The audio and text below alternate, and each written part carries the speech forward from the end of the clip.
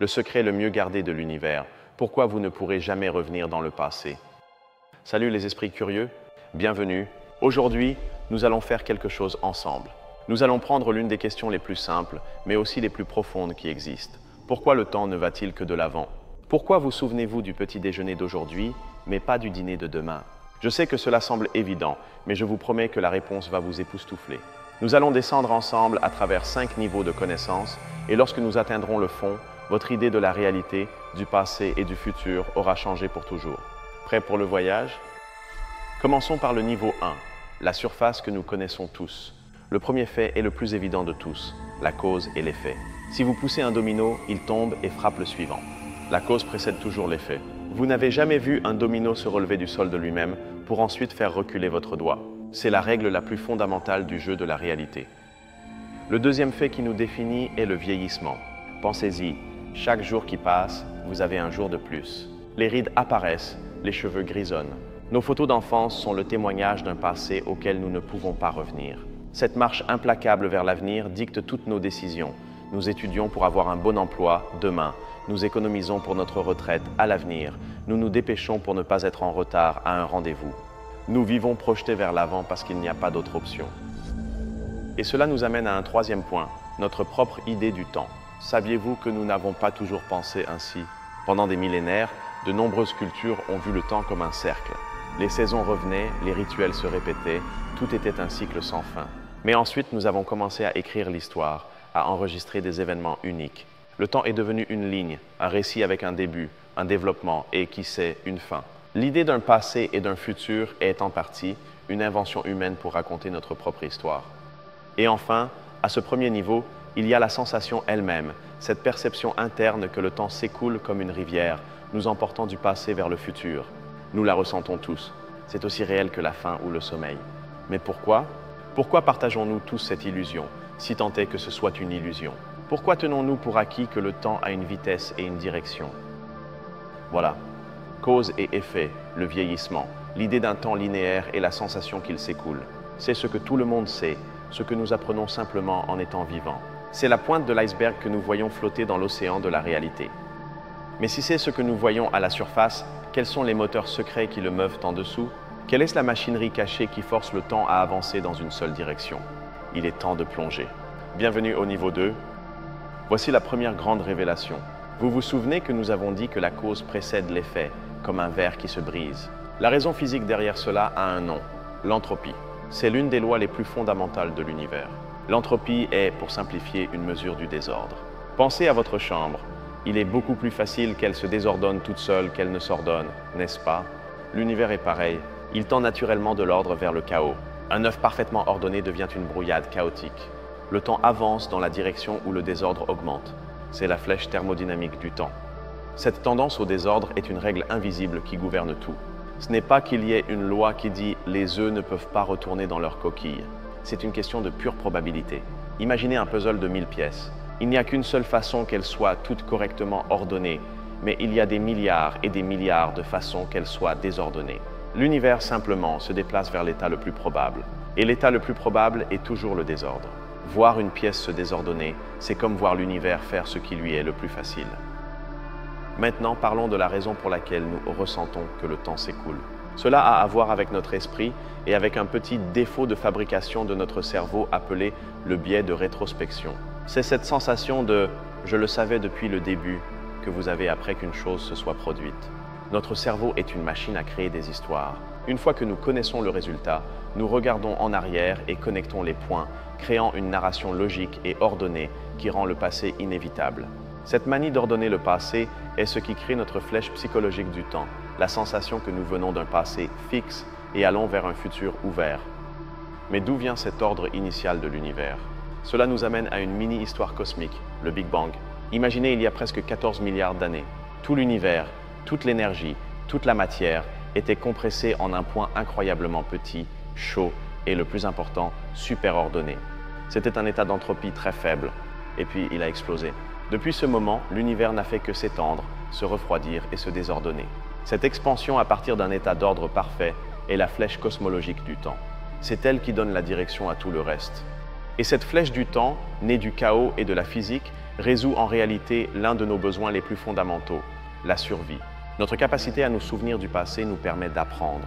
La dernière fois que j'ai mangé cette baie, je suis tombé malade. Notre capacité à projeter un futur nous permet de planifier. Si je chasse aujourd'hui, je mangerai demain. Le flux du temps nous donne un cadre pour comprendre le monde, prendre des décisions et en fin de compte, continuer à exister.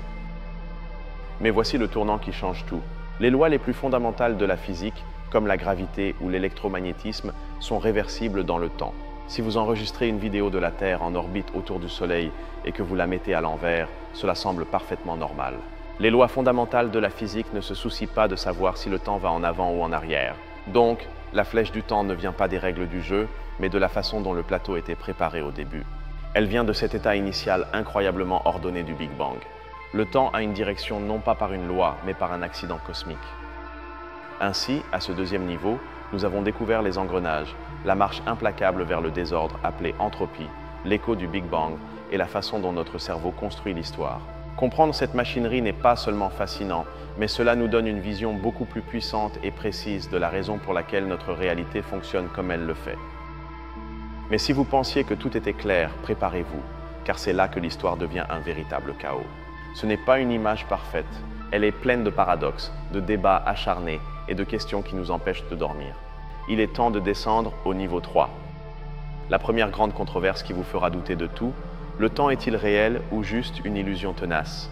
Il y a deux camps.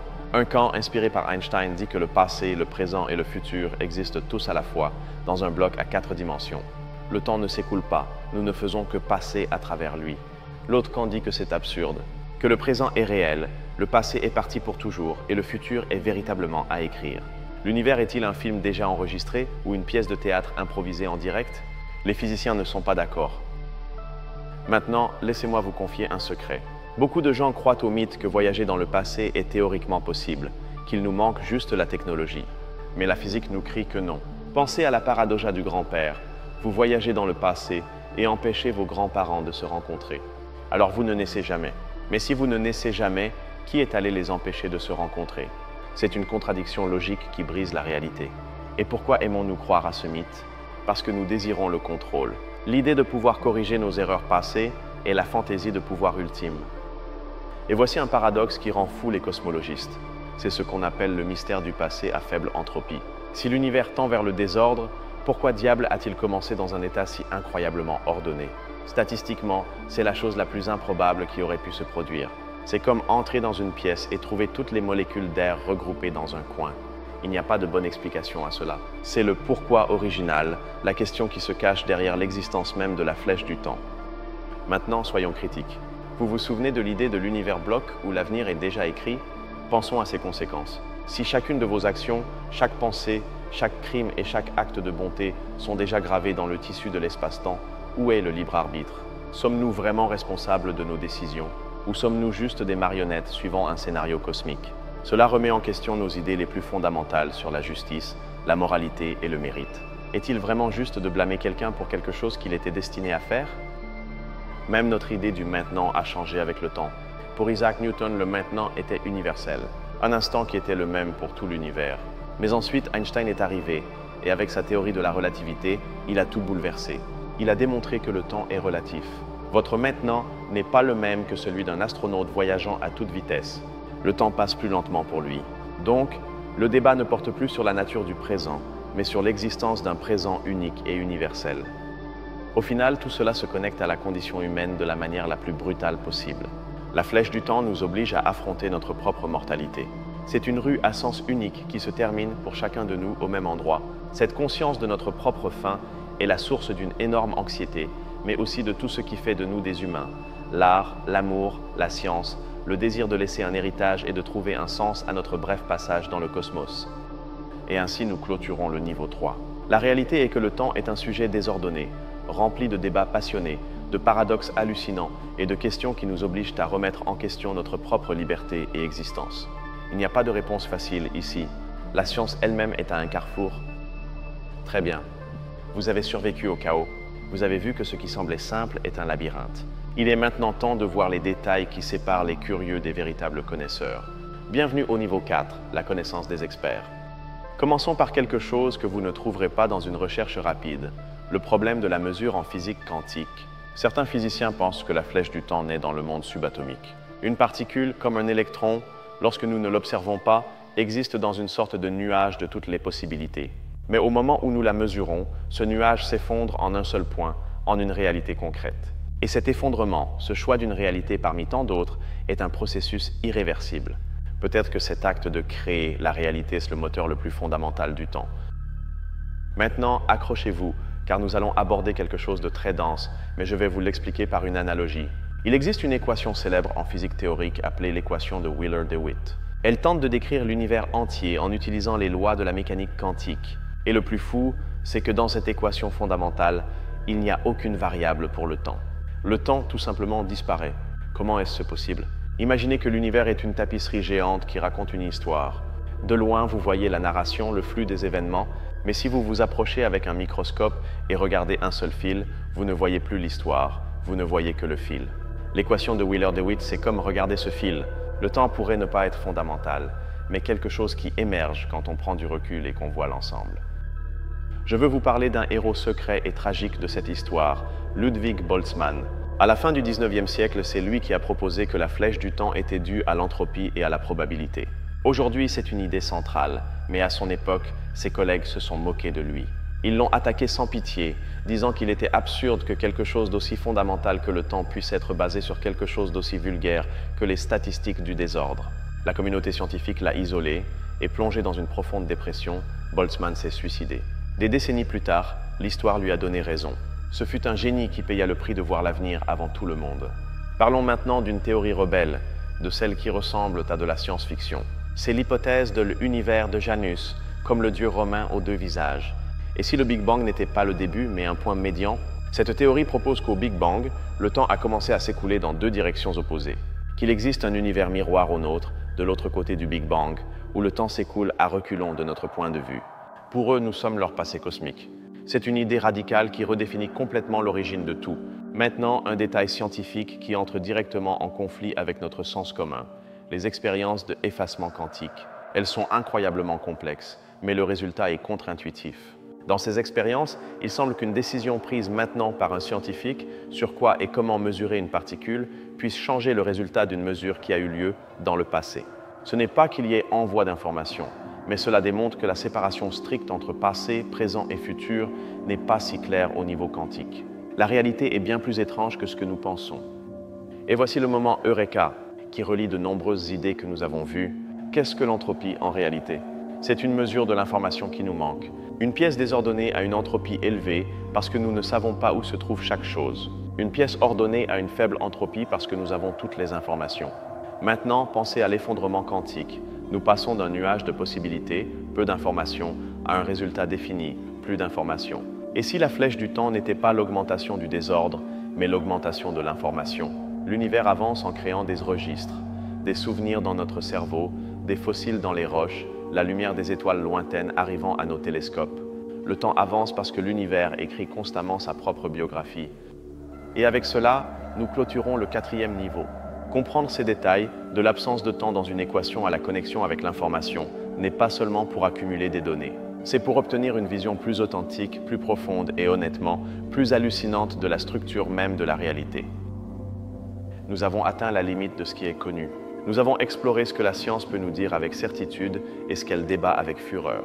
Oserez-vous regarder au-delà, vers la dernière frontière, le royaume de la spéculation et de l'émerveillement? Allons au niveau 5. Première idée spéculative. Pourrions-nous un jour inverser localement la flèche du temps? Je ne parle pas de voyager dans le passé. Je parle d'une civilisation future, si avancée qu'elle pourrait manipuler l'entropie. Pourrait-il créer une bulle où les choses s'ordonneraient d'elles-mêmes, où un œuf cassé retrouverait sa coquille? Le coût énergétique serait inimaginable, mais est-ce physiquement impossible? La vérité est que nous ne le savons pas. Peut-être que l'un des objectifs finaux de l'intelligence dans le cosmos sera d'apprendre à dire non à la deuxième loi de la thermodynamique. Et cela nous mène à la question la plus profonde de toutes, une à laquelle la science ne pourra peut-être jamais répondre. Pourquoi l'univers a-t-il commencé dans cet état d'ordre si parfait? Ou, plus fondamentalement encore, pourquoi y a-t-il quelque chose plutôt que rien? La science peut décrire l'univers une fraction de seconde après sa naissance, mais la question de savoir pourquoi il y a eu une naissance en premier lieu, le pourquoi ultime, reste du domaine de la philosophie, peut-être pour toujours. Maintenant, une implication philosophique qui vous coupera le souffle. Si la flèche du temps est liée à l'augmentation du désordre, que se passera-t-il à la fin de l'univers? La théorie la plus acceptée s'appelle la mort thermique. L'univers s'étendra et se refroidira jusqu'à ce que tout soit une soupe froide, uniforme et de désordre maximal. Dans cet état, il n'y aura plus de changement. Rien ne se passera. Et si le temps est défini par le changement, alors dans la mort thermique de l'univers, le temps lui-même cessera d'exister. Le destin final du cosmos pourrait être une éternité sans temps. Et cela, d'une étrange manière, donne un nouveau but à l'humanité. Qu'est-ce que la vie? C'est une île d'ordre dans un océan de chaos. Chaque fois que nous construisons une maison, écrivons un poème, résolvons une équation ou même avons une pensée cohérente, nous luttons contre l'entropie. Nous créons de l'ordre. Peut-être que la grande aventure de la vie intelligente dans l'univers est d'être la rébellion contre la deuxième loi, la tentative consciente de maintenir les lumières allumées un peu plus longtemps avant la nuit finale. Et voici la dernière idée, la plus provocatrice de toutes. Peut-être que le temps n'est pas fondamental. Peut-être qu'il n'est même pas réel au sens où nous le pensons. Peut-être que la réalité est une structure beaucoup plus grande et intemporelle, et que nous, avec nos cerveaux limités, ne pouvons l'expérimenter que de manière séquentielle, comme si nous lisions un livre page par page. Et si l'univers n'était pas une histoire qui se raconte, mais un magnifique poème qui existe déjà dans sa totalité, et que nous ne sommes qu'un lecteur pris dans un verre? Notre descente à travers les 5 niveaux est terminée. Nous avons touché le fond de l'abîme de la connaissance sur le temps. Maintenant, avec cette perspective nouvelle et vertigineuse, il est temps de remonter à la surface et de contempler le tableau complet. C'est incroyable, n'est-ce pas? Nous avons commencé ce voyage avec quelque chose d'aussi simple et quotidien qu'un verre qui tombe et se brise, un exemple de cause à effet. Et regardez où nous en sommes arrivés. Nous terminons avec l'idée que l'univers pourrait être un poème intemporel, que notre destin est de lutter contre la loi qui crée le temps, et que le temps lui-même pourrait se dissoudre dans le néant à la fin de tout. La distance entre ce verre cassé et la mort thermique de l'univers est la distance que nous avons parcourue ensemble. Votre vision de cette simple rue à sens unique s'est transformée, j'espère, en un cosmos de possibilités étonnantes. Alors maintenant, je vous pose la question. De toutes les idées que nous avons explorées, de l'entropie et du désordre à l'univers bloc, ou à l'idée que nous sommes des rebelles contre les lois de la physique, quelle est celle qui vous a le plus marqué? Laquelle vous a fait voir l'horloge sur votre mur d'une manière complètement différente? Je tiens à vous remercier du fond du cœur de m'avoir accompagné dans ce voyage si profond. Veuillez partager vos réflexions dans les commentaires, j'ai hâte de les lire. Et si vous êtes passionné par le démêlage des grands mystères de l'univers, assurez-vous de vous abonner pour ne pas manquer notre prochaine aventure.